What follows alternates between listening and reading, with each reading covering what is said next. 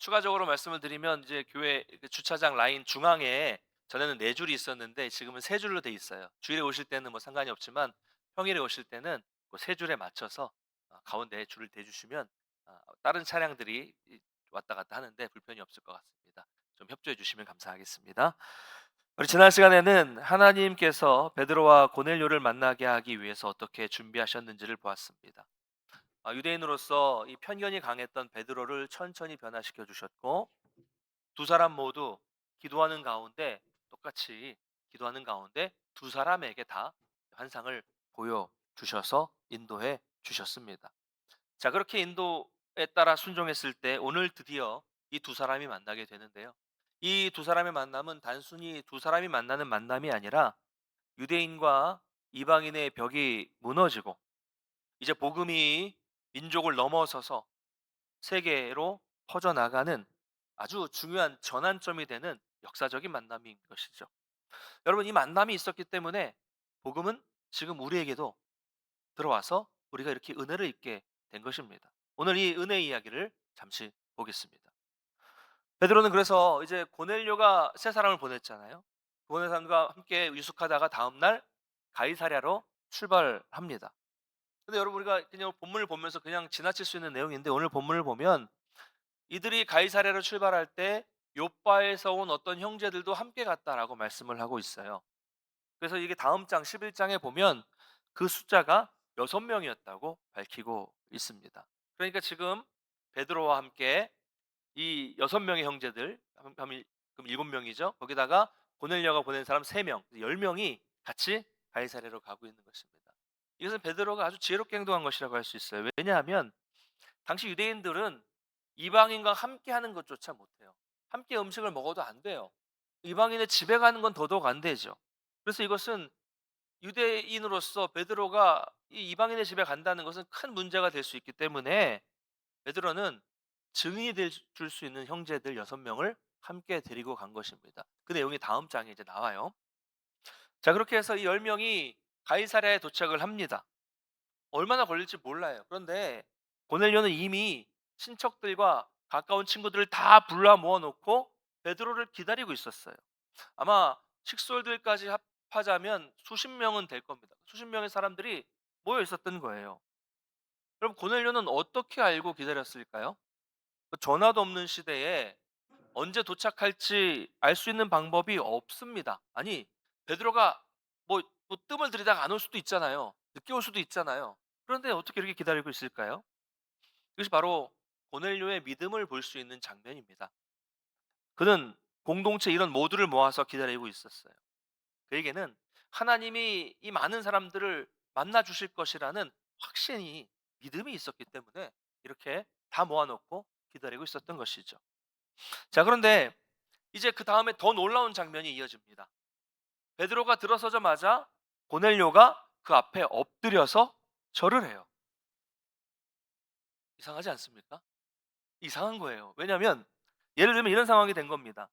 우리 일제 강점기 때 일본군의 고위 장교가 높은 장교가 평범한 조선인, 평범한 한국인 앞에 엎드려서 넙죽 절하는 장면을 한번 상상해 보십시오. 이게 말이 안 되는 장면이잖아요. 지금 그런 장면이 벌어지고 있는 거예요. 지금 로마가 지배하고 있었고 고넬료는 그 로마의 장군이에요. 장교예요.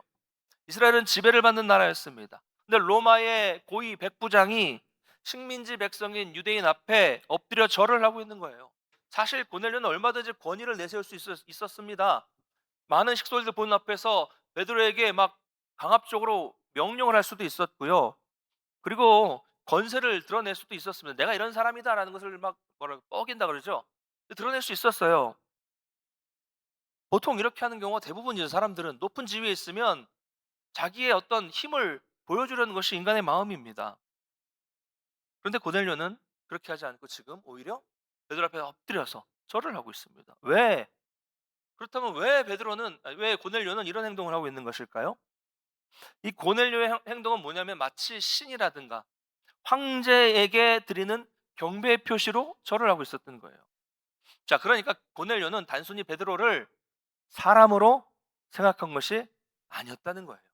뭐예요?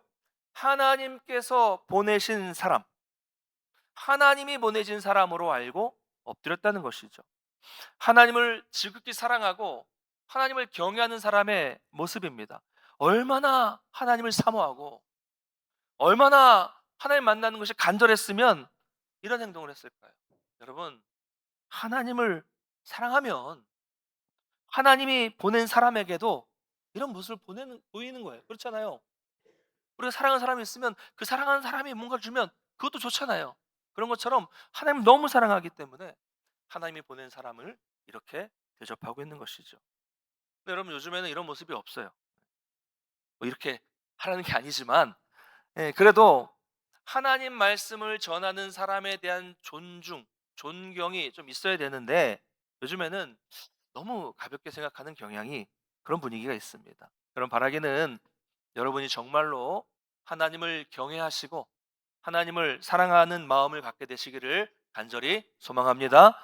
여러분, 하나님 앞에 겸손한 사람에게 하나님은 은혜를 주십니다.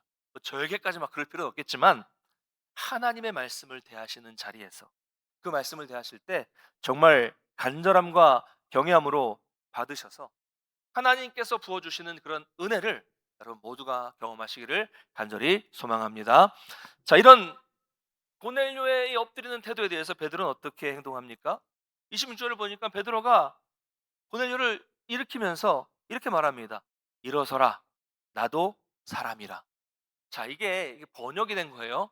번역이 됐지만 이게 우리식으로 표현하자면 이런 거예요. 깜짝 놀래가지고 아이고 왜 이러세요?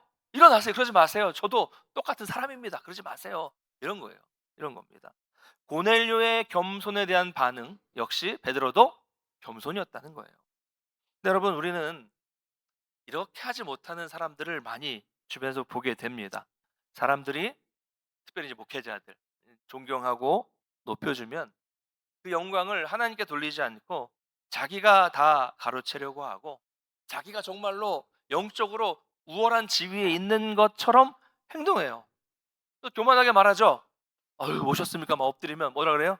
등을 툭툭 치면서 그래, 그래, 그래. 왜 불렀어요? 왜 불렀어?" 반말인 듯 반말 아닌 듯 막 이렇게 마치 자기에게 힘이 있고 자기에게 능력이 있는 것처럼 착각하는 경우가 많다는 거예요. 마치 지난주에 말씀드린 것처럼 용한 무당이 막 반말하는 것처럼 비슷해요. 하나님의 일을 하고 하나님이 보냈는데 모든 영광을 자기가 받고 마치 자기에게 능력이 있는 것처럼 착각하는 사람들이 많다는 거죠. 사람들은 그래요. 좀 높여주면 자기가 정말 높은 줄 알아요. 그러나 베드로는 그렇지 않았습니다. 자기가 그 영광을 받지 않았어요. 자기가 높임을 받지 않았어요. 베드로는 참 직설적인 사람이잖아요. 바로바로 튀어나오잖아요. 그래서 곧바로 말합니다. 이러지 마세요. 저도 사람일 뿐입니다. 자기는 그저 하나님 보내신 하나님 일을 하는 사람이라는 거예요. 똑같은 사람이라는 거예요. 무조건 사람이라는 겁니다.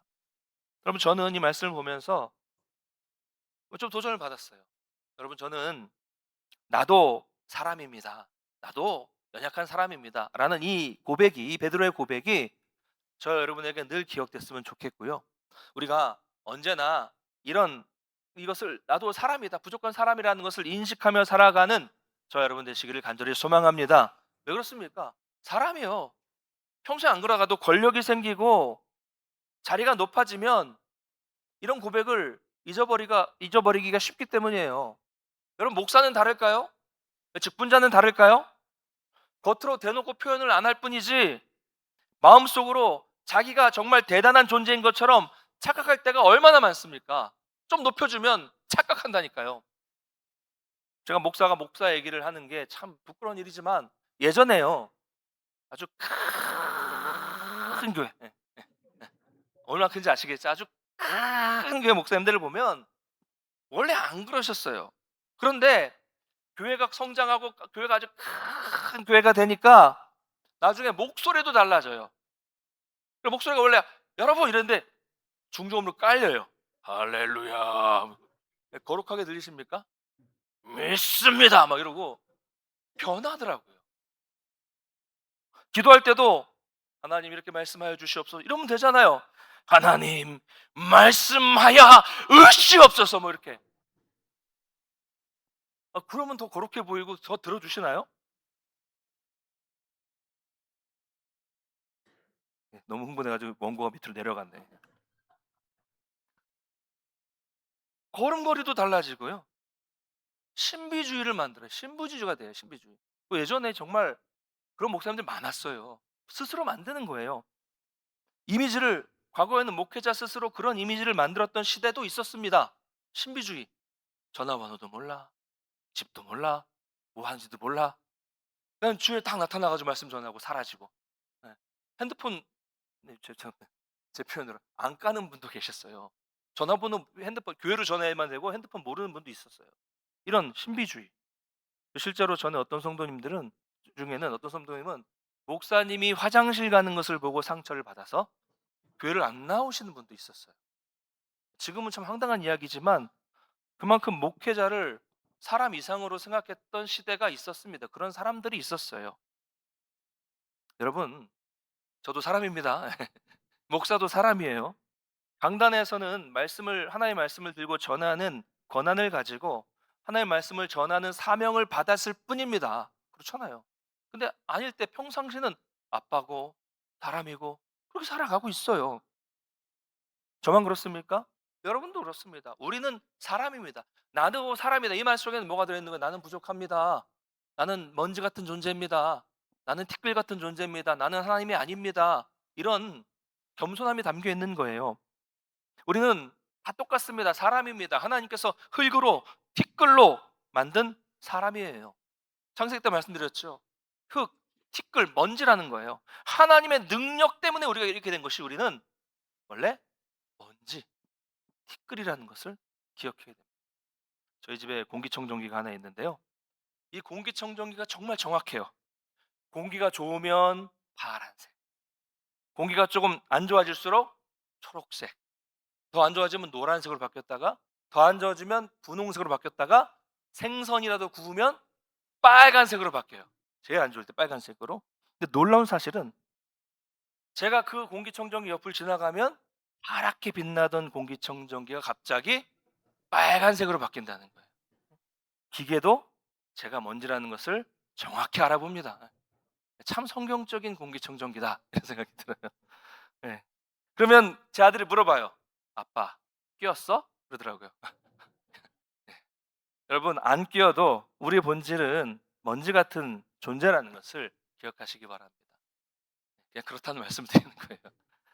내가 얼마나 작은 이 티끌 같은 존재인지를 기억할 때 우리는 하나님 앞에서도 사람들 앞에서도 비로소 겸손할 수 있습니다.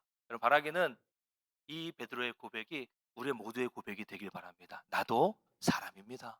나도 연약한 사람입니다. 자, 이어지는 대화는 참 흥미롭습니다. 베드로는 무슨 일로 나를 불렀습니까? 라고 묻는데, 고넬료는 대답을 좀 제가 압축을 했어요. 전체 상황을 설명하면서, 환상을 본 것들을 설명하면서 하나님이 청하라고 해서 청했습니다 라고 대답을 해요.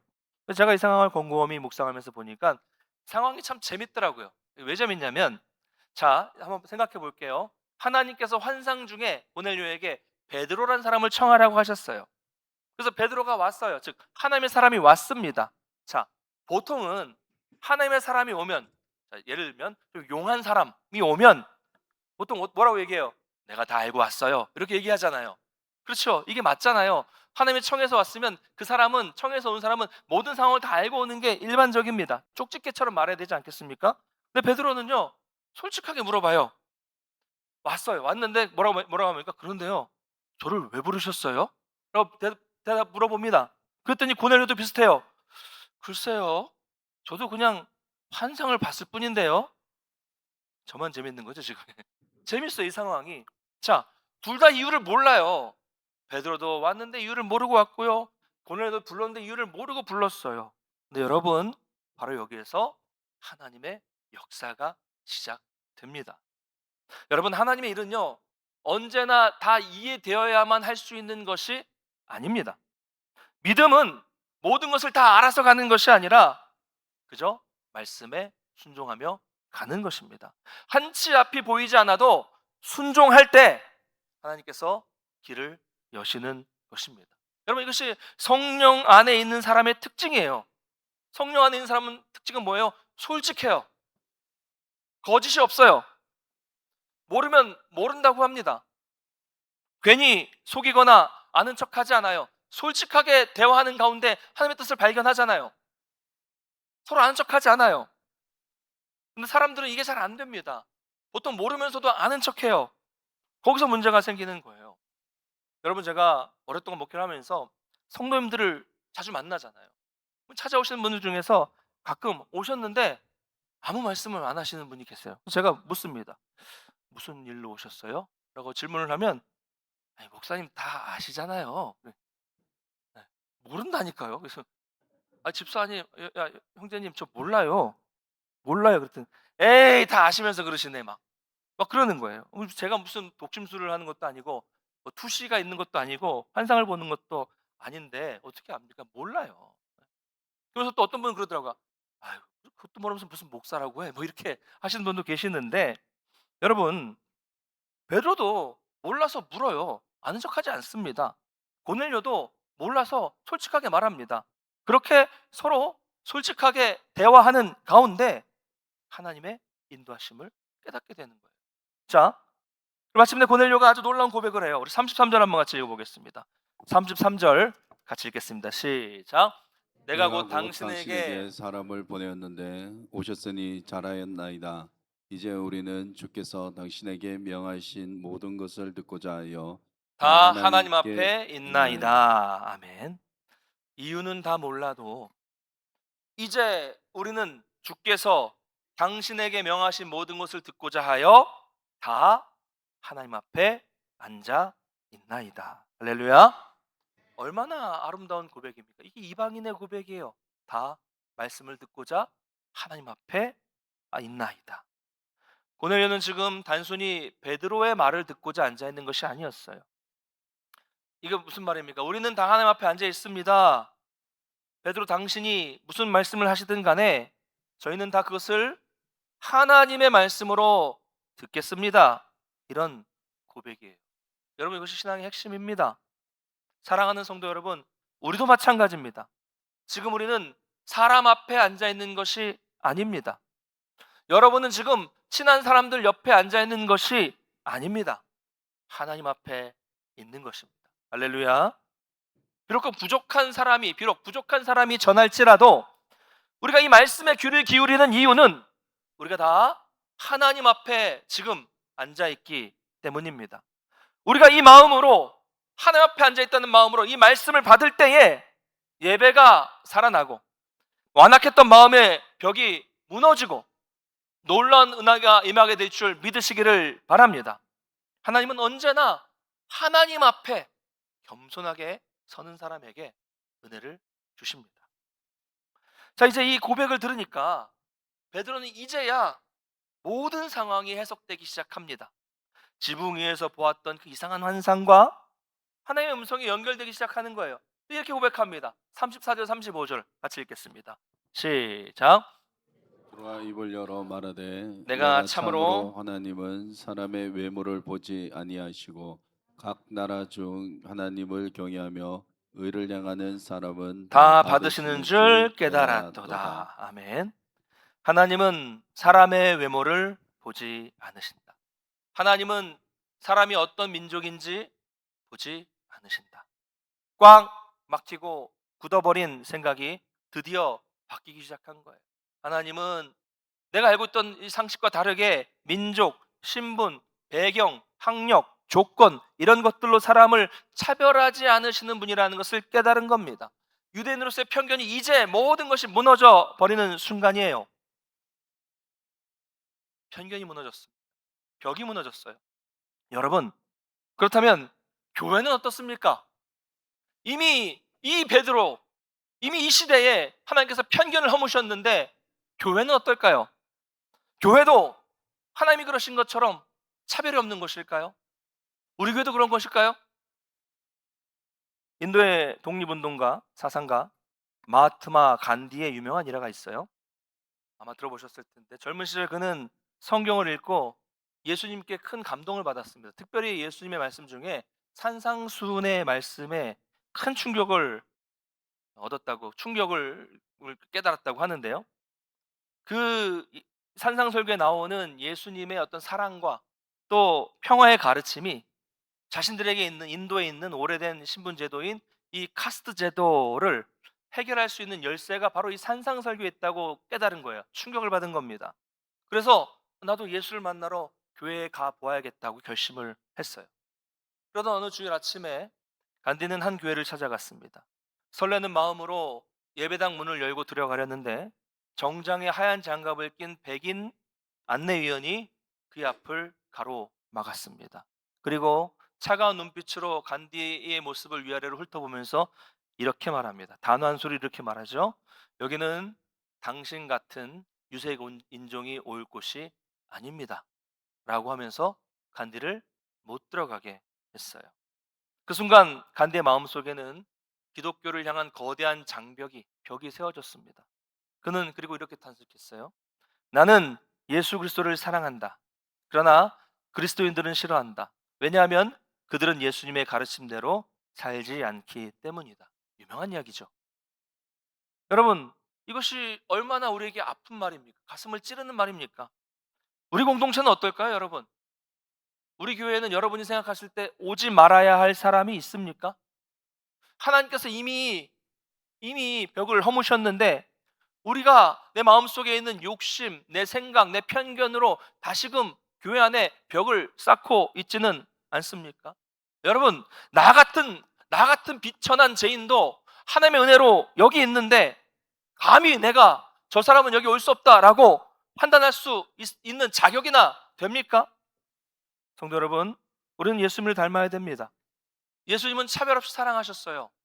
하나님은 외모를 보지 않으십니다.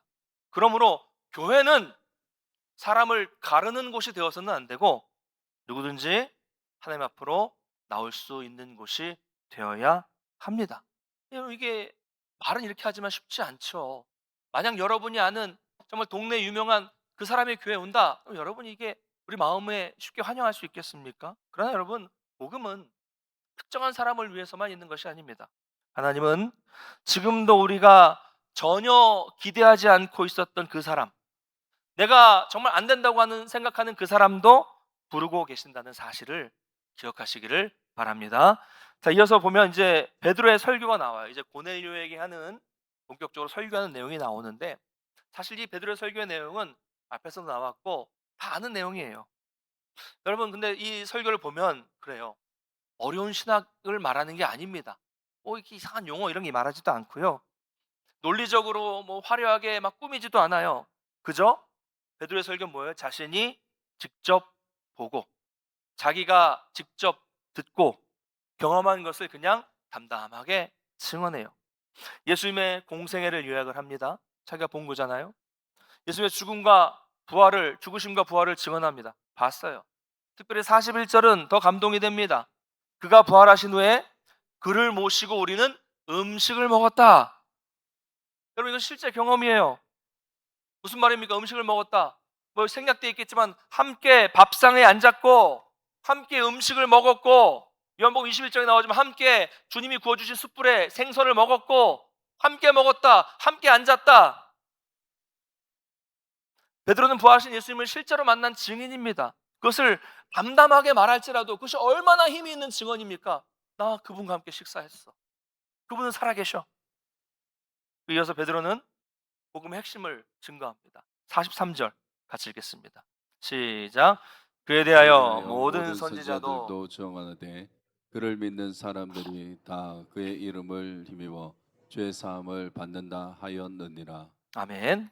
그를 믿는 사람들이 다 그의 이름을 힘입어 죄 사함을 받는다 하였느니라. 여러분, 이것이 복음의 진수입니다. 그를 믿는 사람들이 다 그의 이름을 힘입어야 죄 사함을 받는다. 복음의 진수예요. 사람들은 묻습니다. 왜 예수의 이름만 믿어야 하느냐? 이 땅에 보면 선하게 사는 사람도 많고 다른 종교도 좋은 이야기를 많이 하는데 왜 기독교에만 구원이 있느냐?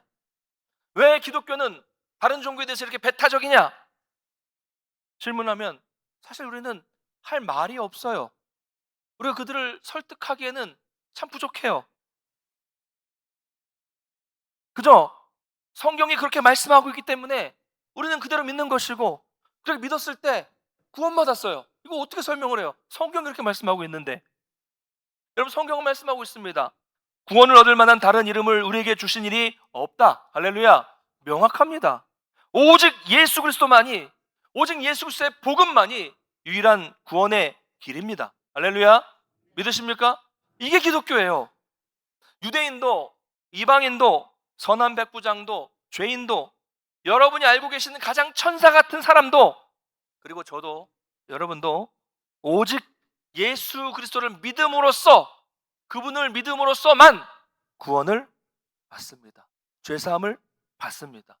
여러분, 이 복음에는 예외가 없어요. 예외가 없습니다. 여러분이 생각하는 정말 도저히 용서받을 수 없을 것 같은 가장 큰 죄를 지었다고 할지라도 그것이 예수의 보혈보다 클 수 없습니다. 여러분이 우리의 죄, 어떤 죄보다도 예수 그리스도의 십자가가 더 능력이 있습니다. 할렐루야. 그러므로 복음은 온 인류 모든 사람에게 소망이라는 것을 믿으시기를 바랍니다. 말씀을 맺겠습니다. 여러분, 이 전라북도 김제에 가면 금산교회라는 교회가 있어요. 이 교회는 한국 초대교회의 대표적인 교회인데요. 기역자 교회 들어보셨나요? 그 기역자 교회로 유명하죠. 교회가 기역자예요. 우리는 이렇게 부채꼴형으로 돼 있지만 교회가 기역자예요. 왜냐하면 조선시대에 남녀가 같이 이렇게 앉아 있을 수 있어요, 없어요? 참 좋은 시대 살고 있죠, 우리는.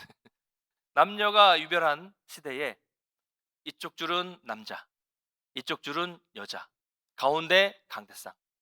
이해되시죠? 목사님 힘들었을 것 같아요, 양쪽 보면서 하기가. 예, 기역자 교회예요. 남아 있어요, 기역자 교회. 여기 이 교회에 유명한 이야기가 있습니다. 조덕삼이라는 사람은 지역 유지였고 엄청난 부자였어요. 근데 그 집에는 이자익이라는 경상남도 남해 출신의 머슴이 있었습니다. 이 이자익은 이 빈농 출신으로 부모를 일찍 여의고 17세에 행상에 나서서 떠돌아다니다가 경남 남해에서 전북 김제까지 가게 된 거예요.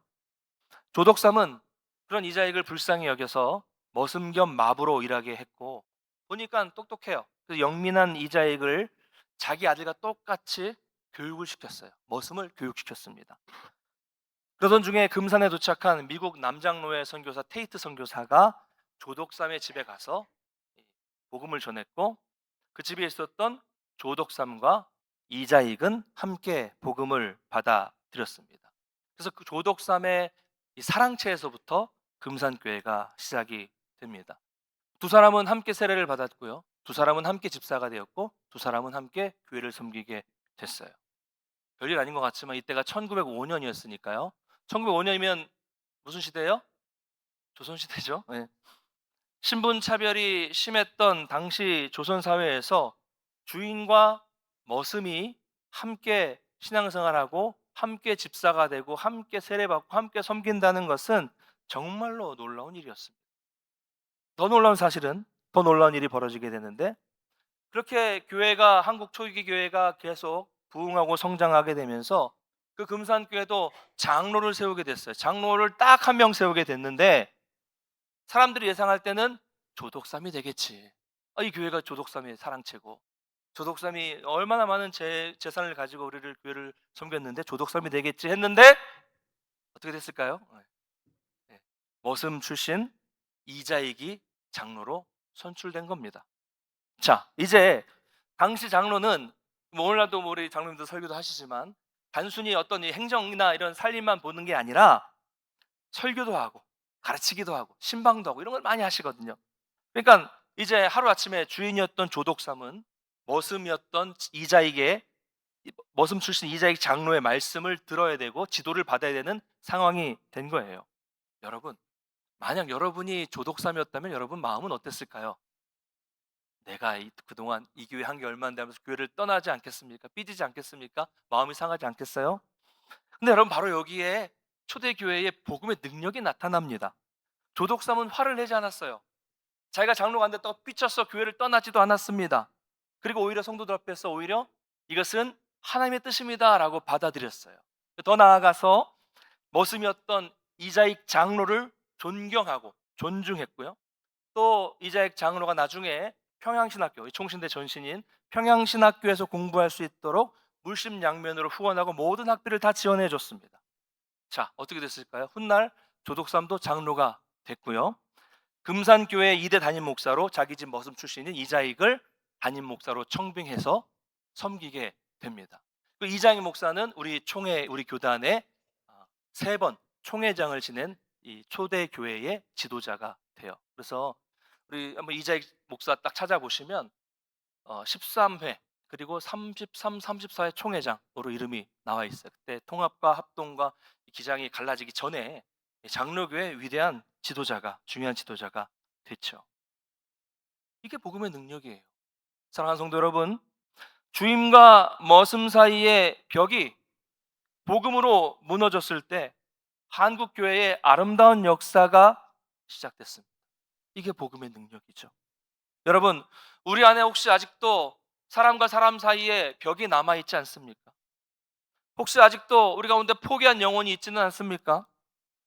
우리도 모르는 사이에 어떤 시기심, 질투심, 내 욕심 때문에 다시 교회의 벽을 쌓고 있지 않습니까? 하나님이 무너뜨리신 벽을 우리가 쌓고 있지는 않습니까? 하나님은 그런 우리에게 오늘 말씀하십니다. 하나님은 사람을 외모로 취하지 않으신다.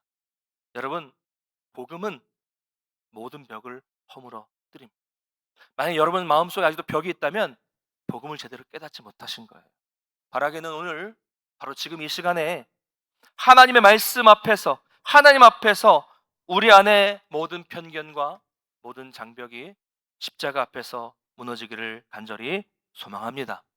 그로 인해서 하나님께서 여러분들에게 계속 붙여주시고 보내주시는 그 영혼들을 여러분이 벽을 허물어서 복음의 능력으로 주님께로 인도하시는 그런 복의 통로가 되시기를 간절히 축원합니다.